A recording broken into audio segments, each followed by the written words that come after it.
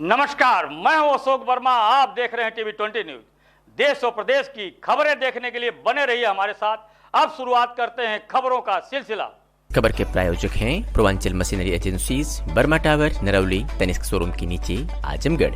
Proprietor हैं अशोक वर्मा और mobile number है 9415207728।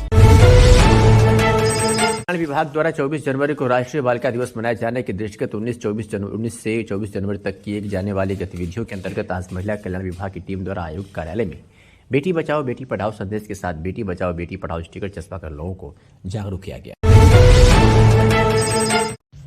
देश में चुनावी दौर बहुत ही नजदीक है। अगर आपकी उम्र 18 साल हो गई है तो आप भी अपनी पसंद की सरकार चुन सकते हैं। इसके लिए आपको मतदान करना होगा और मतदान के लिए वोटर आईडी बनवानी जरूरी है। कई बार वोटर आईडी कार्ड बनवाने के लिए आपको कई बार दफ्तरों के चक्कर काटने पड़ते हैं, लेकिन अब ऑनलाइन की मदद से यह काम भी आसान किया है। अब आप घर बैठे ही नए वोटर आईडी कार्ड के लिए अप्लाई कर सकते हैं। मतदाता पहचान पत्र के लिए आवेदन करने के लिए कुछ दस्तावेजों को भारतीय चुनाव आयोग या संबंधित राज्य चुनाव आयोग को जमा करना होगा। ये दस्तावेज आवेदक की प्रामाणिकता और पात्रता सुनिश्चित करते हुए पहचान पत्र और उम्र के प्रमाण के रूप में काम करते हैं। मतदाता पहचान पत्र आवेदन के लिए पासपोर्ट साइज फोटो, पहचान प्रमाण पत्र, पैन कार्ड, ड्राइविंग लाइसेंस, शासन कार्ड कोई भी age proof, Aadhaar card, PAN card, driving licence, भारतीय पासपोर्ट कोई भी। इसके लिए आप voter helpline app Google Play Store से डाउनलोड करें या वोटर पोर्टल .eci.gov.in वेबसाइट पर जाकर रजिस्ट्रेशन कर सकते हैं। मतदाता जागरूकता अभियान के तहत जिलाधिकारी सगड़ी अब्दुल गुप्ता ने क्या कुछ कहा, सुनिए। हमारा मतदाता जन जागरूकता अभियान भी चल रहा है और साथ में एक स्वीप की एक्टिविटीज़ भी चल रही हैं। तो जो बच्चे जो अपनी आयु 18 से 19 वर्ष पूरी कर रहे हों वे फॉर्म 6 अपना भर सकते हैं, जिसके लिए विभिन्न माध्यम हैं जिनका चयन किया गया है। जैसे BCI वोटर हेल्पलाइन ऐप है, ECI की साइट है, इलेक्शन कमीशन ऑफ इंडिया की साइट है। इसके अलावा जो है सक्षम ऐप है, गरुणा ऐप है। संबंधित BLOs के माध्यम से, BLO ऐप के माध्यम से ऑनलाइन फॉर्म्स भी भर सकते हैं। तो इसको मैं चाहूँगा कि हमारी जो ये नई वोटर्स हैं ये इसको कृपया संज्ञान में लें तथा ज़्यादा से ज़्यादा संख्या में जो है 18 से 19 आयु वर्ग के बच्चे, लड़के लड़कियां अपने फॉर्म्स को ऑनलाइन भर के हमें प्रेषित करें, ताकि उनका जो है मतदाता कार्ड जो है जितनी जल्दी दिया जा सके, ताकि आने वाले लोकसभा चुनाव में ये लोग अपने मत का प्रयोग कर सकें। तकनीकी सेवाएं मुख्यालय द्वारा विभागीय स्तर से प्रदान की जा रही जनहित गारंटी अधिनियम 2011 में अभिसूचित गृह विभाग से संबंधित नागरिक सेवाओं तथा चरित्र सत्यापन, किराएदारी सत्यापन, कर्मचारी सत्यापन एवं घरेलू सहायता सत्यापन का तत्समय 100% निस्तारण कर माह दिसंबर 2023 में जनपद आजमगढ़ द्वारा प्रदेश स्तर पर प्रथम स्थान प्राप्त किया गया।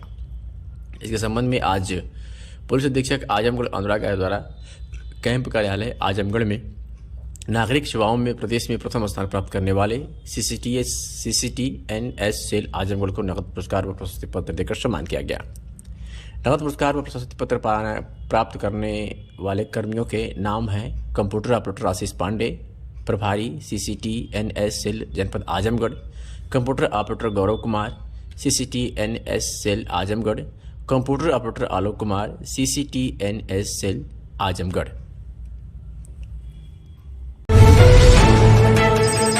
जिला निर्वाचन अधिकारी की अध्यक्षता में कल दिरसा कलेक्ट्रेट सभागार में 25 जनवरी 2024 को राष्ट्रीय मतदाता दिवस के आयोजन के संबंध में अधिकारियों एवं जनप्रतिनिधियों के साथ बैठक की गई।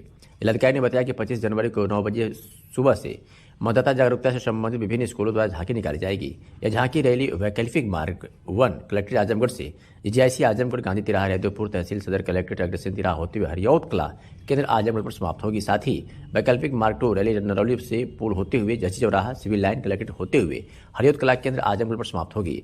झांकी रैली के अंतर्गत जनपद के कई विद्यालयों के छात्र छात्राओं द्वारा मानव श्रृंखला बनाई जाएगी, जो कलेक्ट्रेट आजमगढ़ से GIC गांधी तिराहा, हरियौत कला केंद्र आजमगढ़ पर समाप्त होगी।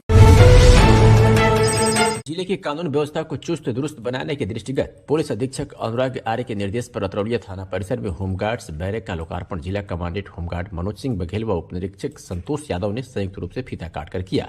इस मौके पर होमगार्ड के प्लाटून कमांडेंट ब्रजेश पाठक भी मौजूद रहे।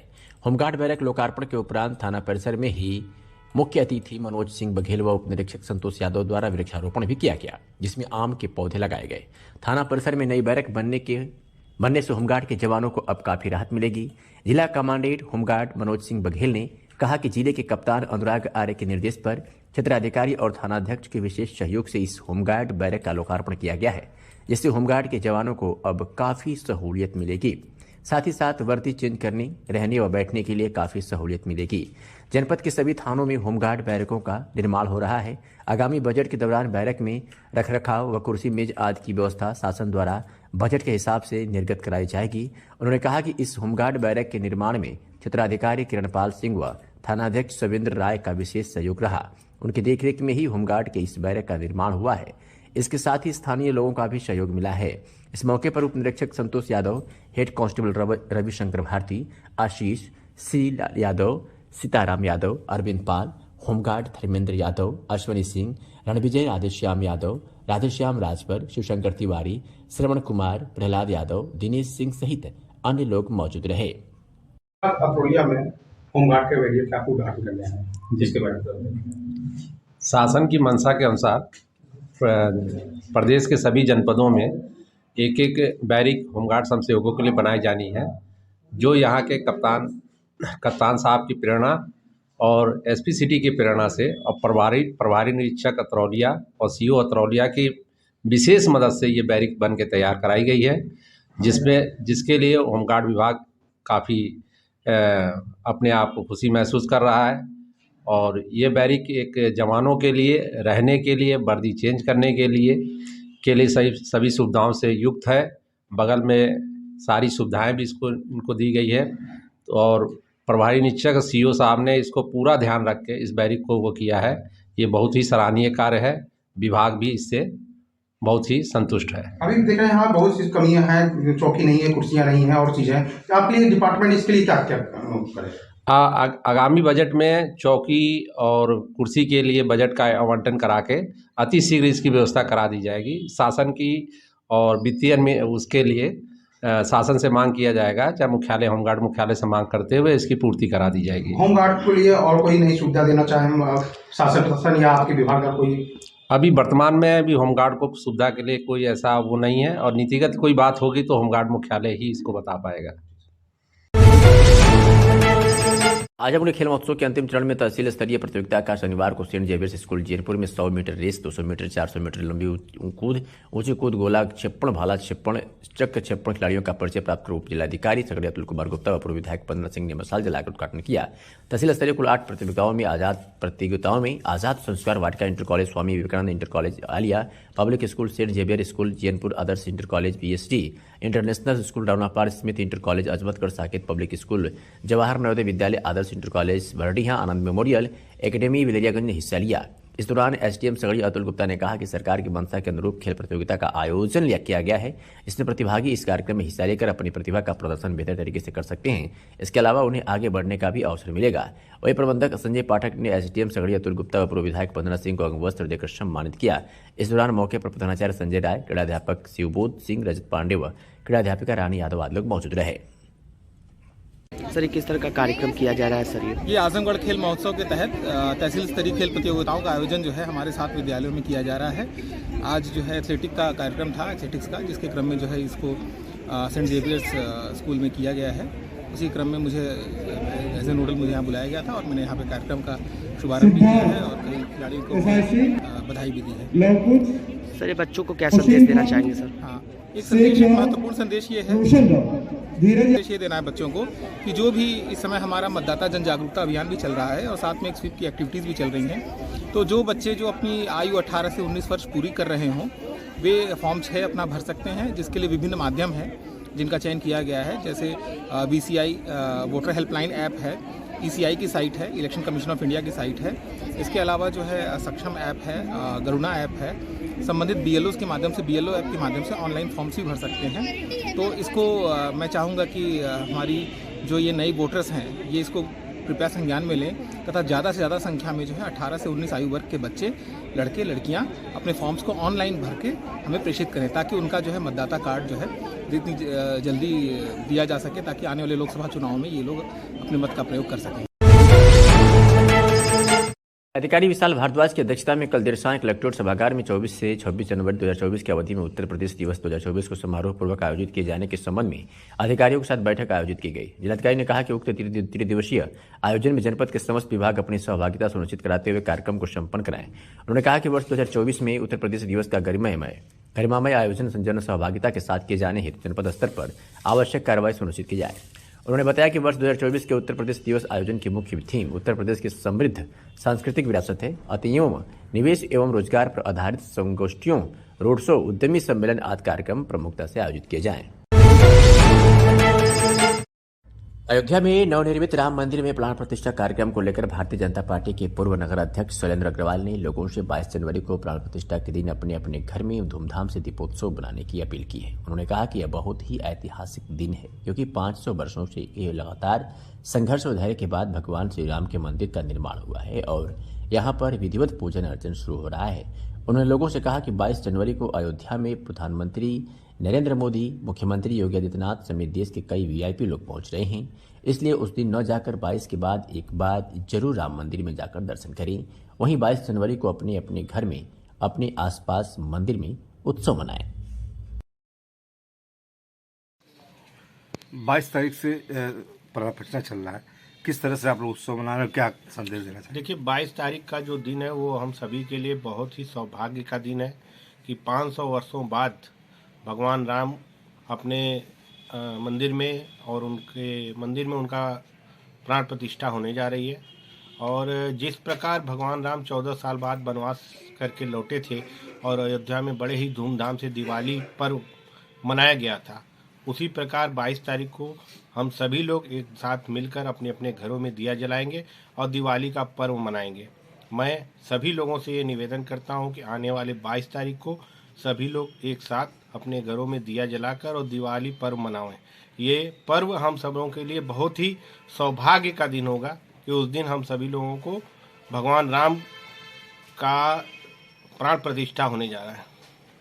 काफ़ी संख्या में देखा जाता है कि भीड़ आएंगी, किस तरह से लोग?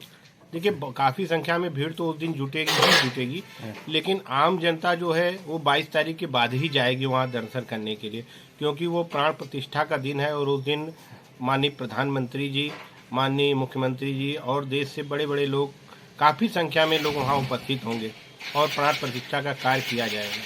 और मैं सभी लोगों से निवेदन करता हूँ कि 22 तारीख के बाद सभी लोग एक बार अयोध्या जरूर जाएं और राम जी का दर्शन कर सौभाग्य प्राप्त करें।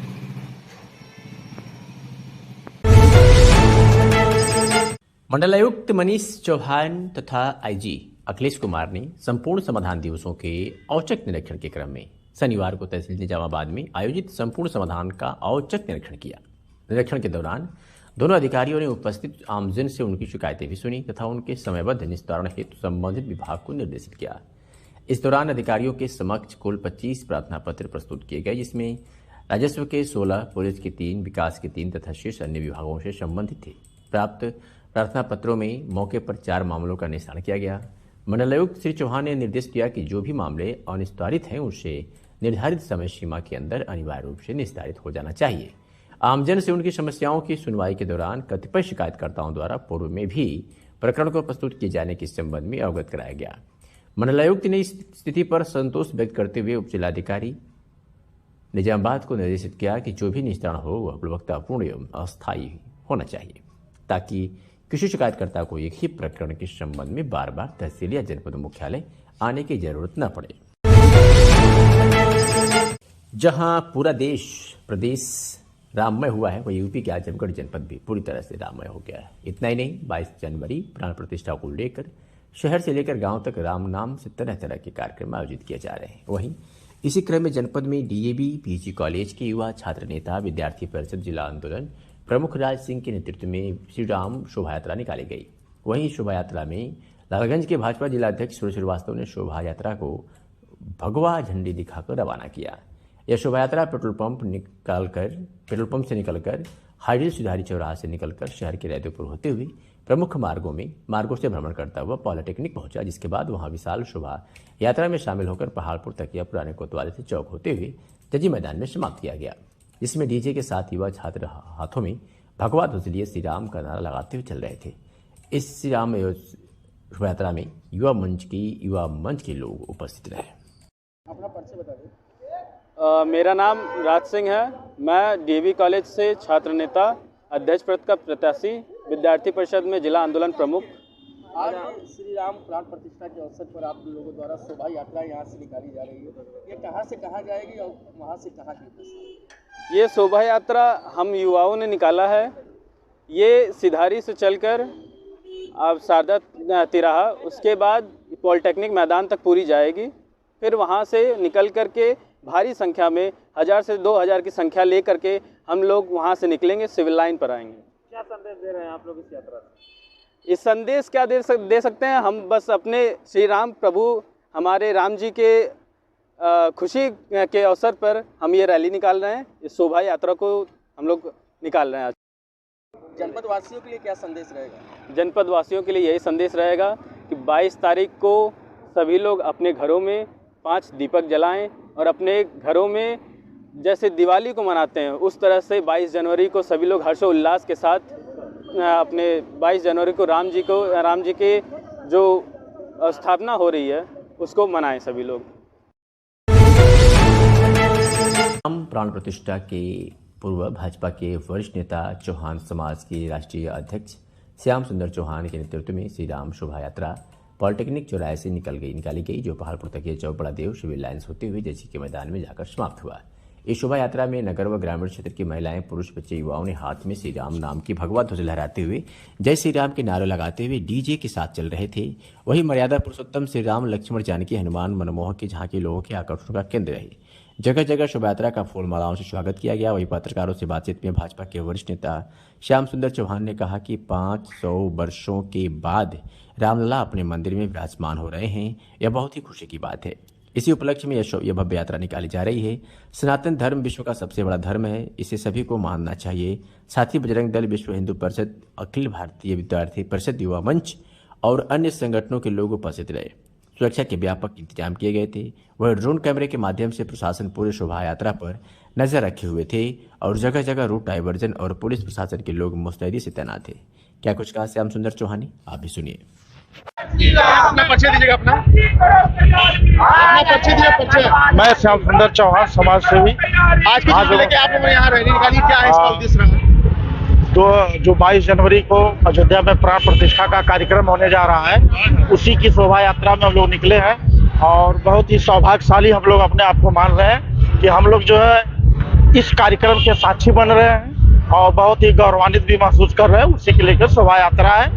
2 संध्या पूर्व शोभा यात्रा निकाली गई है। इसमें समस्त उपस्थित जितने भी देवतुल्य जनता जनार्दन है, जो भी सनातन धर्म के मानने वाले हैं, सभी लोगों का हम लोग हार्दिक स्वागत अभिनंदन कर रहे हैं। कई सौ वर्षों बाद लगभग 500 वर्षों बाद जो है ये समय हम लोगों को देखने को मिला है। और ये भगवान राम का मंदिर ही नहीं है, ये पूरे भारतवर्ष के का मंदिर बन रहा है। ये भारतवर्ष के मंगलमय का मंदिर है, भारत के मर्यादा का मंदिर है। और मैं समस्त जनता, देवतुल्य जनता के माध्यम से अपील करता हूँ कि 22 जनवरी के बाद जब भी टाइम मिले और अयोध्या जाए और रामलला का दर्शन करें। के सदर तहसील परिषद में शनिवार को डीएम विशाल भारद्वाज व एसपी अनुराग आर्य की अध्यक्षता में संपूर्ण समाधान दिवस का आयोजन किया गया। इस दौरान जिला स्तर के अन्य अधिकारीगण भी मौजूद रहे। फरियादियों की समस्याओं को एक एक अधिकारी कर सुनते रहे। डीएम विशाल भारद्वाज ने बताया कि ज्यादातर मामले लैंड डिस्प्यूट के ही यहां पर आए थे, जो 2 बजे तक डीएम ने निस्तारण के लिए 80 प्रकरण के आने की जानकारी दी। अन्य प्रकरण भी आ रहे थे। डीएम ने कहा कि लैंड डिस्प्यूट के मामले में राजस्व और पुलिस की संयुक्त टीम बनाकर मौके पर जाकर जांच कर कार्रवाई के निर्देश दिए गए। उन्होंने कहा कि फिलहाल 5 प्रकरण का मौके पर निस्तारण किया गया है, अन्य पर टीम बनाकर जांच की जा रही है, जांच कर कार्रवाई की जाएगी। सुनते हैं डीएम ने क्या जानकारी दी। अच्छा, आज समाधान दिवस में किस तरह के मामले आए, कितने मामले? आज तहसील दिवस है और आज तहसील सदर में हम और एसपी साहब के द्वारा जो जन शिकायतें थी उनके त्वरित निस्तारण हेतु संबंधित को निर्देशित किया गया। अब तक 80 शिकायतें आई हैं और ज़्यादातर शिकायतें की लैंड डिस्प्यूट से है और उसमें आज टीम बनाकर राजस्व की, पुलिस की टीम बनाकर आज ही जांच के निर्देश दिए गए। कुल निस्तारण किया गया सर इसमें? अभी तो 80 आए हैं, उसमें से 4-5 का निस्तारण हुआ है और बाकी में टीम बनाकर उसमें कार्रवाई होगी।